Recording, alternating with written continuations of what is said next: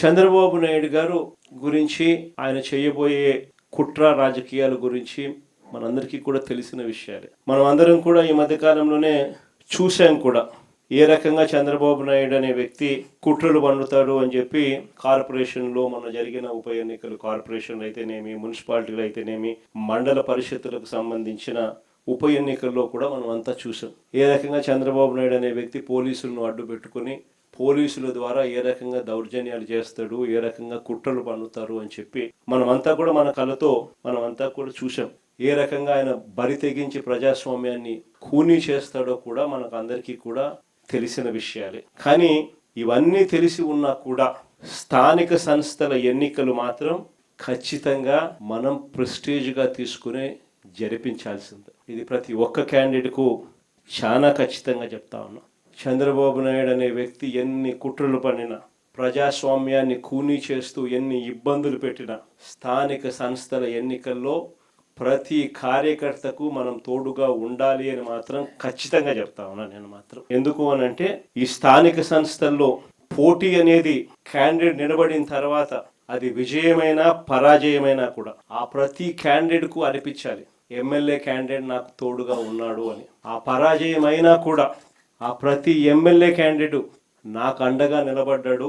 చంద్రబాబు నాయుడు అధికార దుర్వినియోగం ఎంత చేసినా కూడా, నన్ను ఓడించడానికి ఎంత చేసినా కూడా నా ఎమ్మెల్యే క్యాండిడేట్ నన్ను విడవలేదు, నాకు అండగా తోడుగా నిలబడ్డాడు అన్నది ప్రతి కార్యకర్తకు అనిపించాలి. ఆ విధంగా మీరు కార్యకర్తల మనసులు గెలుచుకునే కార్యక్రమం ఈ ఎన్నికల ద్వారా జరగాలి. ఎప్పుడైనా గుర్తుపెట్టుకోండి, కార్యకర్తకు సంబంధించిన ఎన్నికల్లో మీరు కార్యకర్తకు తోడుగా ఉంటే రేపొద్దున మీ ఎన్నికల్లో అదే కార్యకర్తలు మీకు తోడుగా ఉంటారు అన్నది మాత్రం ఎవరు మర్చిపోవద్దండి. ఇది చాలా ఖచ్చితంగా నేను చెప్తా ఉన్నా. చంద్రబాబు నాయుడు గారు అనే వ్యక్తి ఎన్ని కుట్రలు చేసినా, ఎంతగా ఇబ్బందులు పెట్టినా కూడా ఖచ్చితంగా స్థానిక సంస్థల ఎన్నికల్లో ప్రతి చోట వైఎస్ఆర్ కాంగ్రెస్ పార్టీ తరఫున జెండా ఎగరేయాలి. ఇది మాత్రం ప్రతి ఒక్కరూ గుర్తుపెట్టుకోండి. ఎక్కడైనా ఏకగ్రీవం జరిగింది అని అంటే మాత్రం దాన్ని నేను చాలా సీరియస్గా తీసుకుంటాను. ఇది మరొకసారి మళ్ళీ చెప్తా ఉన్నా. అలా జరిగితే అది నియోజకవర్గానికి సంబంధించిన ఇన్ఛార్జ్ ఫెయిలియర్గానే అది నేను భావిస్తాను అని మాత్రం ఖచ్చితంగా ఈ సందర్భంగా ప్రతి ఒక్కరికి కూడా తెలియజేస్తా ఉన్నా.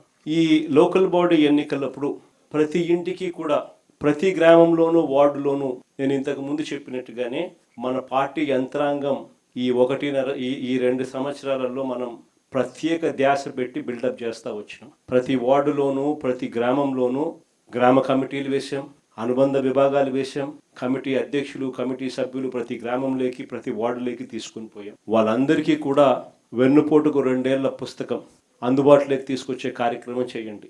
చంద్రబాబు నాయుడు గారి 2 ఏళ్ల పాలన మీద ప్రతి ఇంట్లో కూడా చర్చ జరిగేట్టుగా ప్రతి ఇంటికి వాళ్ళు వెళ్ళి టైం కేటాయించి వాళ్ళు ప్రతి ఇంట్లో కూడా చర్చ జరిగేట్టుగా చేయాలి. ఎప్పుడైతే 2 ఏళ్ల చంద్రబాబు నాయుడు గారి వెన్నుపోటు పాలన గురించి ప్రతి ఇంట్లో చర్చ జరుగుతుందో, ఎప్పుడైతే ప్రజలు గతంలో వైఎస్ఆర్ కాంగ్రెస్ పార్టీ మన ప్రభుత్వ హయాంలో ఏదైతే పథకాలన్నీ అందుతా ఉన్నాయో, ఏదైతే స్కీములు అందుతా ఉన్నాయో, ఏ రకమైన పాలన అయితే గతంలో ఉండేదో అవన్నీ ఇప్పుడు రద్దయిపోయి నాశనమైపోయిన పరిస్థితులు కనిపిస్తా ఉన్నాయో, చంద్రబాబు నాయుడు గారి మాటలు మోసాలు, అబద్ధాలుగా ఎప్పుడైతే కనిపిస్తా ఉన్నాయో, దౌర్జన్యాలు, అవినీతి కంటికి కనిపించే విధంగా ప్రజలకు కనిపిస్తా ఉన్న నేపథ్యంలో ప్రజలు తిరగబడతారు.